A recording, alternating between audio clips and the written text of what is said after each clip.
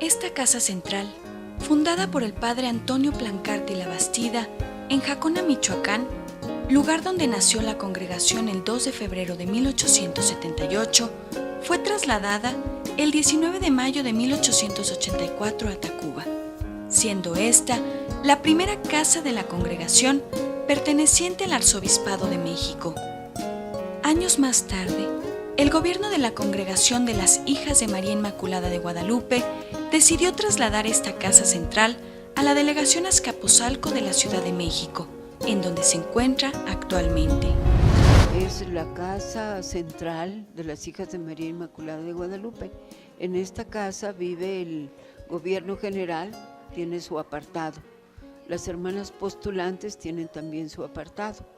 Las hermanas novicias tienen su apartado. Y a lo que llamamos propiamente a la casa central es como la casa procura, la casa donde se realizan actividades a nivel congregación, de estudio o de formación.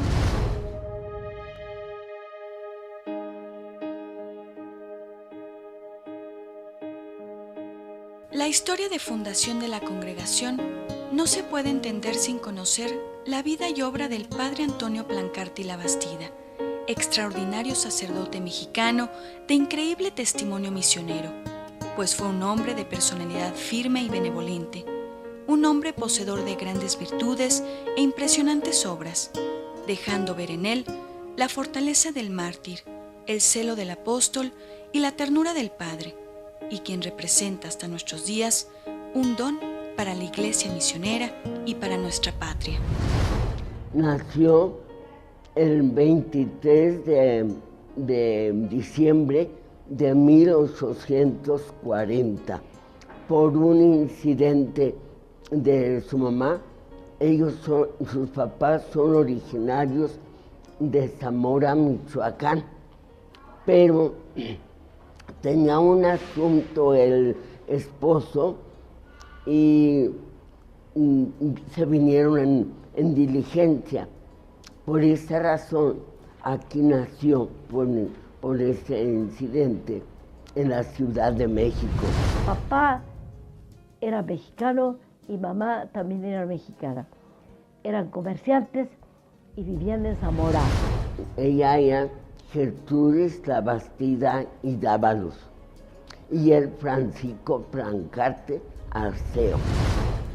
El papá, don Francisco, era muy austero, siempre a caballo y muy recio. Tuvo 11 hijos. Una de sus ocupaciones era el comercio, lo que antes se usaba llevar mercancías de una ciudad a otra, o también el cultivo de la tierra, al cuidado también. Se dedicaban también, por ejemplo, al ganado, etcétera. Como era entonces la vida de hacienda en esos años aquí en México. El padre Plancarte fue el 10º hijo creo que fueron 11 de familia, pero fue el 10º. Fue un hijo muy amado de la familia, ¿verdad? Sobre todo de su mamá. Ella se interesó mucho por su hijo Antonio. Pasó su niñez parte en Zamora, pero cuando era como de unos 8 años, 8 o 9 años, pasó a Morelia, a que entonces se llamaba Valladolid. Allí hizo su primaria, muy aplicado, y recibió el premio de su aplicación. Era un alumno muy distinguido desde pequeñito, ¿verdad?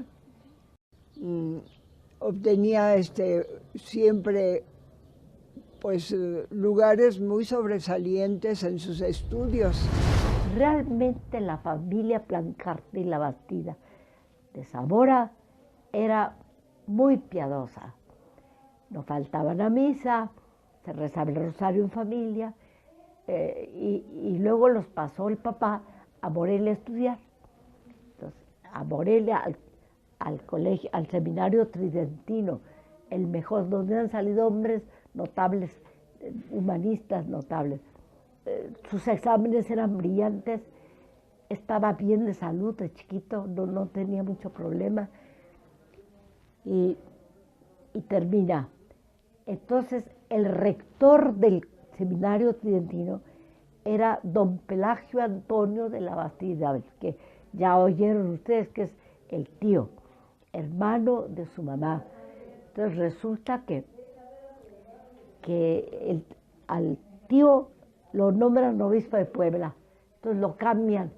Entonces ahí van los muchachos a Puebla por una temporada, porque es la época del régimen político de Comonfort, que andaba también con las tropas por todos lados y persiguiendo a la iglesia y a los obispos. Entonces, muy extraño, cuando llega de obispo a Puebla, se reza el Te Deum, cantado, no rezado, cantado. E invitó a Comonfort, que era el presidente de la República, que pasaba en esos tiempos por ahí las tropas. Y no pasó nada. A los 8 días, aviso de que usted está fomentando contra el gobierno, por lo tanto, lo echamos fuera de México, expulsado. Así se acostumbraba ya, ser fuera. Y entonces es cuando la Bastida, don Pelagio, tiene que salirse, se va a Cuba y se lleva a los muchachos. Se los lleva a Cuba, está en una temporadita y piensa, su hermano José María, que era el mayor de Plancarte, el tío, don Pelagio Antonio, y toda su familia, de que se los lleve a Europa. Entonces van a dar a Inglaterra. Allá el cardenal Wiseman, que era el cardenal arzobispo de Inglaterra, muy amigo de Pelagio Antonio de la Bastida y Dávalos. Entonces le dice, déjemelos, yo los meto aquí al colegio de Oscott, al seminario. O sea, era de los muchachos convertidos del anglicanismo al catolicismo. Allá en Europa lo instaló en Inglaterra, en Birmingham, Inglaterra. Allí estudió, en primer lugar, fue llevado a estudiar comercio, porque la voluntad de sus padres era que él se quedara al frente de todos los negocios y capital de la familia Plancarte y la Bastida. Y por eso lo llevaron a estudiar a Inglaterra, ¿verdad? Allí estudió comercio. Durante ese tiempo falleció su mamacita y él sufrió muchísimo, ¿verdad? Sufrió muchísimo. En 1859 murió su madre. Entonces, pues pasó unos días muy, muy duros. Y su único consuelo era ir a la capilla del colegio y allí él, arrodillado, le dice ante el altar de una imagen de la Santísima Virgen, te has llevado a mi ahora, tú eres mi madre, a ti me consagro. Fue cuando él sintió que Dios lo llamaba al sacerdocio. Como que le hicieron cambiar su anhelo de estarse dedicando al comercio, mejor dedicarse a la vida sacerdotal. Entonces empezó a tomar consejo con su director. Él escribe a su hermano para esto, cuando nuestro padre fundador, cuando se fue a Europa, y ya había muerto el papá, solamente estaba la mamá. Y se quedó al frente de todo, como de todos sus bienes, José María, el mayor de la familia. Como él lo había mandado a estudiar para que pues no estuviera atrás de un mostrador como ellos habían estado, ¿verdad? En el comercio. Entonces, cuando él le dice que siente el llamado de Dios para el sacerdocio, pues experimenta mucha contrariedad. Le dice que lo estudie bien, ¿verdad? Porque él lo mandó a estudiar otra carrera y resulta que entonces él pues decide el sacerdocio, se decide por el sacerdocio. Cosa que no le pareció muy bien a su hermano, pero en fin, le respetó. Entonces, aquí nació la vida, la vocación del padre Plancarte. Y terminó sus estudios y fue trasladado a Roma para estudiar la carrera eclesiástica. En Roma fue su ingreso porque ya entonces él se comunicó con su tío, le comunicó su decisión de ser sacerdote y entonces ya su tío le dijo que pasara a Roma a hacer sus estudios. Y entonces pues le consiguió la academia eclesiástica, entró a la academia para nobles, ¿verdad? Entonces ahí había otro compañero de él, que era el señor Montes de Oca. Y pues ahí estuvieron al principio, ¿verdad?, los dos, y ya después el señor Montes de Oca terminó sus estudios y regresó a México. Y entonces él pues siguió sus estudios ahí, iba a la Universidad Gregoriana a hacer los estudios y se hospedaba en la academia. Su santo patrón San Antonio de Padua, para él era su protector y su todo, ¿verdad? Y a él se encomendó para su vocación. Después de haber recibido un tratamiento hidroterápico en la Polonia austriaca, debido a un fuerte malestar estomacal, Antonio Plancarte Labastida recibió el orden sacerdotal el 11 de junio de 1865. Después de que es ordenado, pues ya piensan en que regrese a México. Fue así como el 30 de septiembre de ese mismo año que se reunió una audiencia privada con el Papa Pío IX, a quien le hizo voto y promesa fiel de unión a la Santa Sede. En 1865 estaba la cosa pues latente, ¿verdad? Y entonces le dice, mi anhelo es llegar a mi patria y dedicarme a trabajar por mi patria.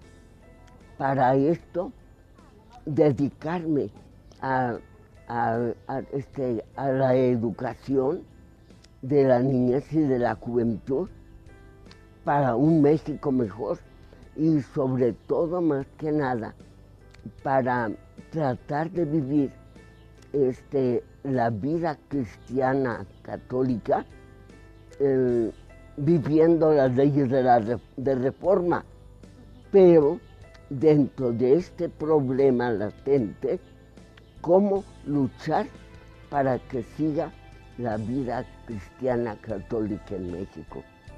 Y el Santo Padre le dijo, bravo hijo, bravo, y le dio mucho gusto y le dio una bendición muy especial. Cuando regresa a México, pues regresa directamente a la casa paterna, ¿verdad?, con sus hermanos. Y después de ahí se presenta con el obispo, y el obispo,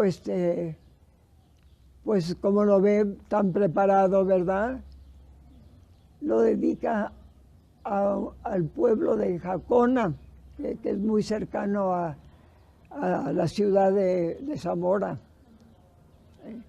Entonces, pues muy jovencito, ¿verdad? Empezó a ejercer como párroco allí en la ciudad de Jacona.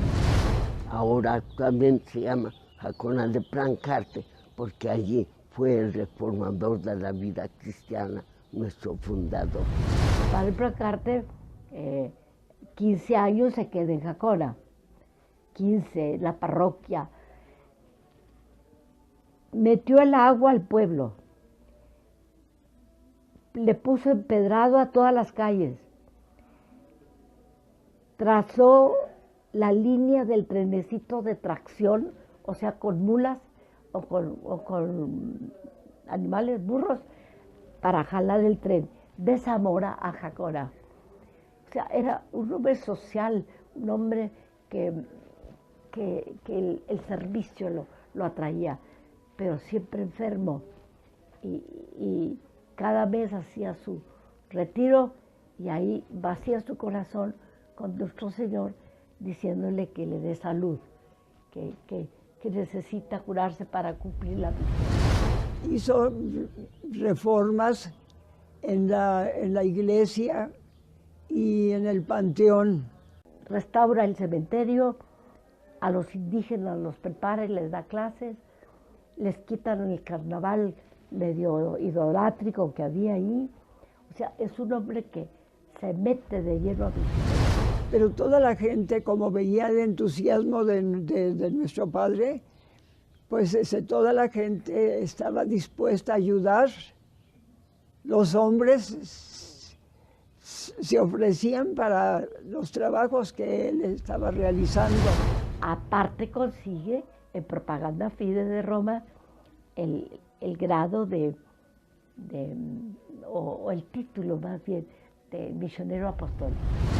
En toda esa época, precisamente, fue cuando fundó primero una escuelita que se llamó la Santísima de Guadalupe, una escuelita particular.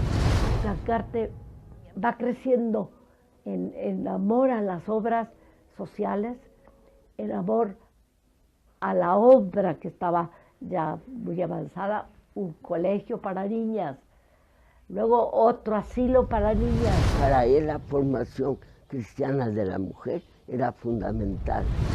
Después de haber realizado múltiples obras, entre ellas el internado del Colegio de la Purísima en el año de 1870 y el Colegio de San Luis Gonzaga en 1873, entre otras, el padre Antonio Plancarte y la Bastida comenzó a vislumbrar la fundación de una congregación religiosa. Él pensó en la congregación ahí en Jacona, porque como él tenía mucho amor a la educación de la mujer, porque veía que si se educaba a la mujer, se educaba a una generación, ¿verdad?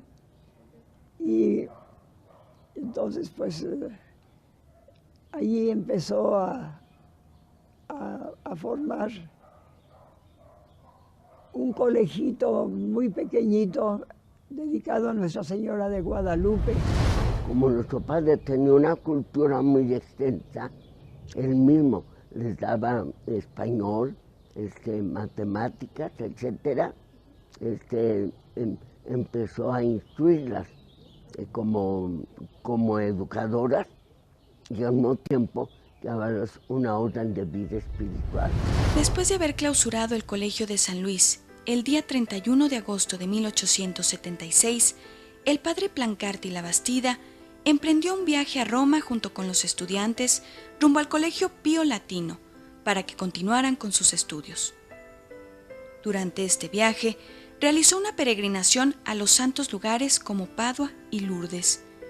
Posteriormente, asistió a un encuentro breve con el Papa Pío IX junto con sus alumnos y después realizó un viaje a Tierra Santa con el objetivo de conseguir auxilio y luces del cielo para la obra de la congregación.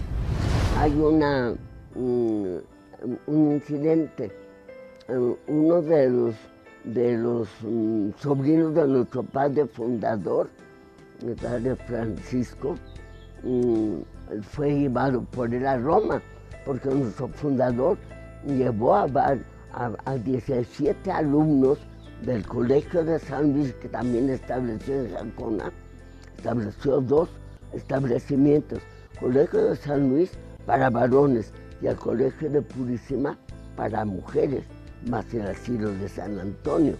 Entonces también el Colegio de San Luis fue trasladado a Roma y fueron 17 los alumnos que se llevó a Roma. De esos 17 alumnos, allá se terminaron sus estudios y todo, y varios de ellos fueron obispos que vinieron a dar servicio a México. De regreso a Roma, el padre Antonio Plancarti Labastida se reunió nuevamente con el Papa, a quien le habló sobre la fundación de la Congregación de las Hijas de María Inmaculada, animándolo para dar inicio a esta obra predilecta. Después de este encuentro, el padre Plancarte realizó otras peregrinaciones. Una de ellas fue en Padua, en donde encomendó su nueva obra a San Antonio, su santo predilecto.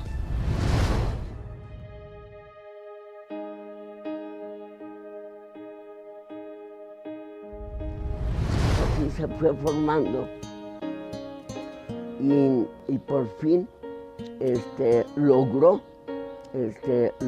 que profesaran las primeras religiosas el 2 de febrero de 1878. Lo que más a mí me ha llamado la atención de él, pues es la gracia que tuvo, la docilidad ante Dios nuestro Padre para erigir esta congregación, que no es nada fácil cuando uno recibe un don o un llamado. Hay muchos titubeos y todo, pero él se entregó plenamente, y el esfuerzo que cuesta, porque es una larga vida y le costó mucho. Entonces nuestro fundador dedicó la consagración de vida religiosa, de los primeros votos de las primeras religiosas, bajo la vocación de Hijas de María Inmaculada, ¿verdad? Y bajo el patrocinio de la Santísima Virgen de la Esperanza. El carisma de la congregación es prácticamente seguir a Jesucristo según los evangelios, pero con una modalidad especial que el fundador deja. Entonces, es seguir a Cristo apóstol, y ahí están las misiones, ¿ves? O sea, no puede un Jesús maestro o un Jesús enfermero o un Jesús amante del Padre o un Jesús divino, como hay tantos institutos. Entonces, nuestro carisma es el seguimiento de Cristo apóstol, y con la confirmación del amparo de María de Guadalupe, cuya presencia evangelizadora es un hecho, y nosotros seguimos su ejemplo. Entonces, seguimiento de Cristo apóstol, con María de Guadalupe, por su presencia evangélica en México, en la educación, en la enfermería y en las misiones. Empezaron a dar clases. Para eso nuestro fundador, al mismo tiempo con esta obra educativa, fue el organizador para dar a la población una superación en cuanto al empedrado de las calles. El panteón era el atrio de la iglesia, entonces lo cambió, ¿verdad? Quitó de ahí el atrio. En una palabra, junto con todos los albañiles y todo, que a todo el pueblo le dio una formación cristiana que se atrajo a todo el pueblo. Y junto con ellos organizó en las calles de la población, y también logró establecer un tranvía entre Zamora y Jacona. Para 1879, el padre Plancarte y Labastida había fundado un internado gratuito para las niñas huérfanas del asilo San Antonio, así como la restauración del santuario de la Virgen de la Esperanza. En 1880, daba inicio una persecución injustificada y maliciosa en contra del padre Antonio Plancarte y Labastida, que perjudicaba a la congregación naciente. A pesar de ello, continuaron las obras en Jacona, como la reapertura del Colegio San Luis. Sin embargo, esta difícil situación afectó de una manera importante, pues el padre Plancarte le fue retirado el cargo como párroco de Jacona. El fundador se vio en la necesidad de comunicar la situación al arzobispo de México, don Pelagio Antonio de Labastida y Dávalos, para poder así salvar la situación sin que se perdieran todos los esfuerzos y sacrificios de tantos años en Jacona, Michoacán. De esta forma, el padre Plancarte y Labastida, por consejo de don Pelagio, valoró la posibilidad de unir la obra de las Hijas de María Inmaculada a otras congregaciones. Después de algunos viajes a Roma, se convenció de lo contrario y vio imposible la unión de las congregaciones. Por tal motivo, en el año de 1884, trasladó a su congregación al pueblo de Tacuba, cercano a la ciudad, en donde fundó la primera casa central en la capital. Entonces le dice que él lo va a tomar porque nuestro fundador pertenecía a la jurisdicción de México, al obispado de México. Propiamente era él del obispado de México. Era prestado de la diócesis para la diócesis de Zamora. Entonces él le dice que se traslade a México. Y allí a él y le va a reconocer su obra en la diócesis, en la arquidiócesis de México. Las obras que realizó ahí en México, pues fueron así brevemente, ¿verdad? Diríamos como remodelación de la Basílica Antigua de la Santísima Virgen de Guadalupe, la coronación de la Santísima Virgen de Guadalupe también la realizó. Bueno, él fue encargado de hacer la colecta en todo México, ¿verdad? Para que todo México contribuyera a la coronación de la Santísima Virgen de Guadalupe. Tuvo muchas dificultades, ¿verdad? Pero él era como muy firme en sus decisiones. La salud de nuestro padre se fue quebrantando cada vez más, ¿verdad? Y pues él sufría muchos dolores. No sabían exactamente el nombre de la enfermedad que tenía, ¿verdad? Porque ya sufrió él mucho sus enfermedades, pero no se amedrentó, sino seguía con mucha entereza trabajando, ¿verdad? Para la gloria de Dios. Siempre decía para la gloria de Dios, para la mayor gloria de Dios. Entonces, pues él fue muy piadoso, él fue muy entusiasta, sí tenía el don de la piedad, ¿verdad? Porque de veras cómo amaba a Dios y cómo amaba a la Santísima Virgen, sus dos amores predilectos.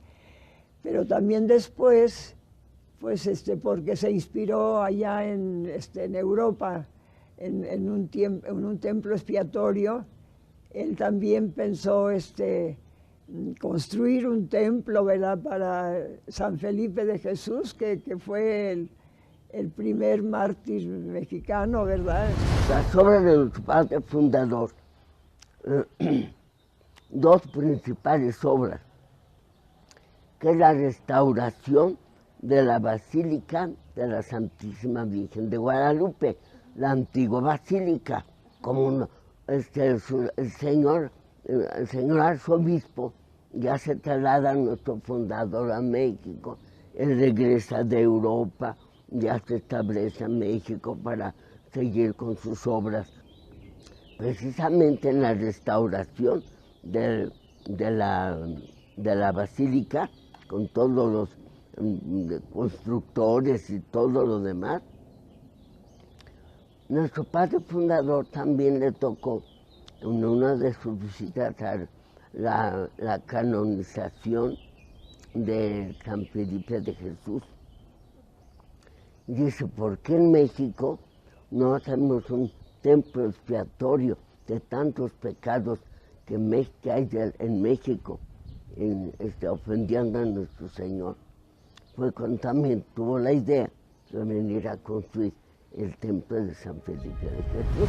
El padre Antonio Plancarti Labastida falleció el 26 de abril de 1898, debido a que unos días antes había comenzado a sufrir un intenso dolor en el estómago. Fue dolorosa, fue triste, pero él la llevó con mucha dignidad, mucha resignación, pero no la palabra de resignación de que bueno, ni modo y ya, sino él estuvo trabajando hasta el último momento. Estuvo con las niñas que eran las huérfanas en un orfanatorio que tenía y estuvo ayudándolas todavía en los últimos momentos, incluso a las diferentes madres superiores que ya había en las diferentes comunidades que ya había formado en ese tiempo, pues a seguir adelante. Su muerte fue muy dolorosa, físicamente muy dolorosa. Espiritualmente él la aceptó y la llevó pues como lo que era, ¿verdad? Un hijo de Dios, que supo darle ese tinte de por ti, Señor, para ti, Señor, me entrego a ti. Muy espiritual. Murió pues invocando el nombre del Señor, de nuestro Dios, y el nombre de la Santísima Virgen. Y yo adelante de la congregación tuvo los mismos obispos que fueron alumnos de él y que fueron a Roma y fueron nombrados, gracias a ellos fueron nuestras columnas, nuestros protectores, nuestros agentes para hacer crecer nuestra congregación. Cuando él muere, ya hay 21 casas de la congregación, hijas de María Inmaculada de Guadalupe. Nos infundió el amor a Jesucristo, a practicar las virtudes, a amar a la Santísima Virgen María, más que nada a pegarme a María para que me ayude, saber preparar las clases, dar clases bien, vestir bien, comer bien. Hay un artículo en las Constituciones que dice la comida será sana, abundante y bien preparada. Fue el 26 de abril de 1996. Es el momento de la apertura del primer proceso. Ahí ya puedes llamarlos siervos de Dios. Fue en San Felipe de Jesús, pusimos un gran letrero sobre un fondo rojo, siervo de Dios, José Antonio Plancarti. Yo doy gracias a Dios por la vida de nuestro fundador, el siervo de Dios José Antonio Plancarti, que fue pues el llamado por nuestro Señor para bien de nuestra patria.